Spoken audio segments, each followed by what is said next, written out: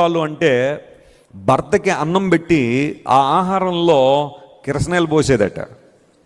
అంటే అందరికీ చెప్పేటప్పుడు నేను అన్నం పెట్టాను అనడానికి ఆహారం పెడుతుంది, కానీ భర్త తినకూడదు ఆహారాన్ని. తింటున్న ఆహారంలో వచ్చి కిరసనాయిలు పోసేదట. వేధించేది భర్తను భయంకరంగా.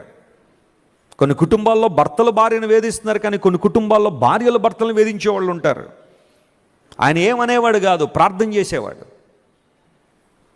దేవుని యొక్క సన్నిధిలో ప్రభువా నా భార్య మారాలి ప్రభువా అని ప్రార్థన చేశాడు.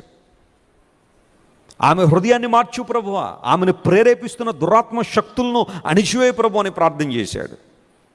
కొంతకాలానికి దేవుని వాక్యం విన్న తర్వాత, దైవ విషయంలో మన ఆత్మీయ తండ్రి గారు పిఠాపురంలో సభలు పెట్టినప్పుడు దేవుని వాక్యం విన్న తర్వాత ఆ వాక్యానికి చోటిచ్చింది. ఆమె జీవితం విలువను అర్థం చేసుకుంది.